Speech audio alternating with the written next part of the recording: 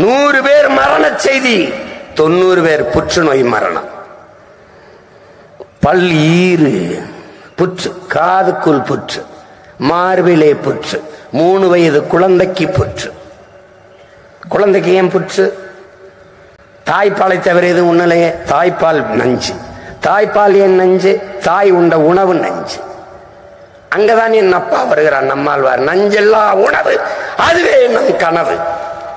அதை நிறைவேற்றுறதுக்கு நீ காற்றை சுவாசிக்கிறாயா என் உடன் பிறந்தவனே? கந்தக தூசியை சுவாசிக்கிறாய் என் உடன் பிறந்தவனே? காற்றை சுவாசிக்கவில்லை, நுரையீரல் தொற்று, புற்று எல்லாம். மற்ற நோய்க்கெல்லாம் ஒரு வழி வரும். புற்றுநோயை முன்பே கண்டறிந்தால் தடுக்க முடியும் என்கிறார்கள். கண்டு எப்போது அறிவாய்? நீ போகும்போதே அது 3வது நிலையை தாண்டி விட்டது, 4வது நிலையை தொட்டு விட்டதும் அப்படின்னு என்ன அர்த்தம்? நீ செத்துட்டாயின்னு அர்த்தம். நம்மை விட்டால் இந்த நாட்டுக்கும் மக்களுக்கும் நாதி கிடையாது. என் உடன் பிறந்தவர்களே, நல்லா கொஞ்சம் மழையில்லாத நிலம் பாலைவனம் என்கிற அடிப்படை புரிதல் கூட இவர்களுக்கு இல்லை. மலையை மணலாக பார்க்கிறார்கள், அதை நொறுக்கி ரோடு போடுகிறார்கள், வீடு கட்டுகிறார்கள். ரோடு இருக்கும், வீடு இருக்கும். மலை என்றால் இல்லை என்றால் மழை இருக்குமா? மழையில் என்றால் நீர் இருக்குமா?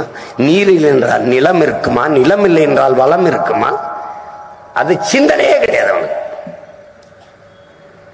இந்த பதர்கள்ட்ட பதவியை கொடுத்துட்டு சாக போறியா நீ? நிலம், மழையில்லாத நிலம் பாலைவனம் என்ற புரிதல் உனக்கு இல்லையா? இல்லையா? பனைமரம் பாலைவன பயிர் அல்ல. பாலைவனத்தில் பனைமரம் வளராது. வறண்ட நிலம் என்மன், ராமநாதபுரம், சிவகங்கை, இனி திருச்செந்தூர் இந்த பகுதியிலே வரும். வறண்ட நிலத்திலே வரும் பனை, பாலைவனத்தில் வராது. ஆனால் அந்த பனை அதுக்கு பக்க வேறே கிடையாது. என் உடன் பிறந்தார்களே, ஒரே வேறுதான் நேராக 1000 அடிக்கு கீழே போகும். என்ன ஓட்டு கேட்காம இதெல்லாம் பேசிட்டு, இதெல்லாம் தெரியாம நீ எனக்கு ஓட்டு போட்டு நான் என்ன பண்ண போறேன்? இதெல்லாம் தெரிஞ்சுக்கிறாம நீ எனக்கு ஓட்டு போட்டு இவங்கெல்லாம் வென்று நான் என்ன? இதை தான் அங்கேயும் போய் பேசுவான். எங்கால பாராளுமன்றத்திலே இதான் பேசுவான். எல்லா வேர்களையும் பாருங்கள் என் உடன் பிறந்தார்களே, பனையின் வேரையும் நீங்கள் பாருங்கள். பட்டு போய் செத்து போன பனை மரத்தின் வேரை பாருங்கள், கருப்பாக ஒன்று இருக்கும், அதான் வேர். அதை எடுத்து உரித்து பாருங்கள், உள்ளே ஒரு பஞ்சு போல ஒன்று இருக்கும்.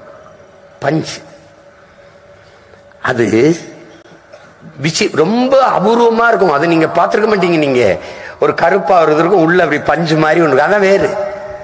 அது 1000 அடிக்கு கீழே போய் நீரை உறிஞ்சி அப்படி வச்சுக்கணும். பனைமரத்தை வாட விடாது.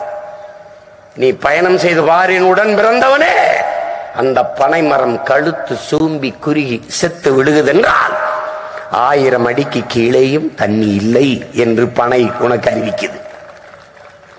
உன் பாட்டனார் முல்லையும் குறிஞ்சியும் முறைமையில் திரியின் நல் இயல்பு இழந்து நிலம் நடுக்குற்று பாலையினம் படிவம் கொள்ளும் என்று பல ஆயிரம் ஆண்டுகளுக்கு முன்பு சிலப்பதிகாரத்திலே இளங்கோவடிகள் என்கிற நம்ம பாட்டனார் பாடிட்டார்.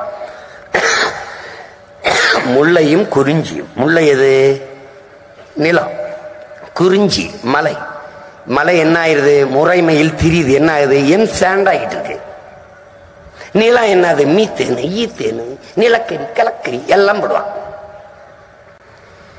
நீ என்ன இவர் பேச்சு சாத்தியம் இல்லாத பேசுவாருங்க சீமான். டேய், சாத்தியம் இல்லாத சாத்தியப்படுத்துறவனுக்கு பேர் தான்டா புரட்சியாளர்னு பேரு.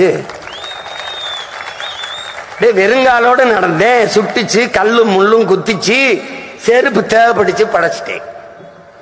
நான் பேசுறது தொலைதூரத்தில் இருக்க எல்லாருக்கும் கேட்கணும்னு நினைச்சேன், படைச்சிட்டேன்.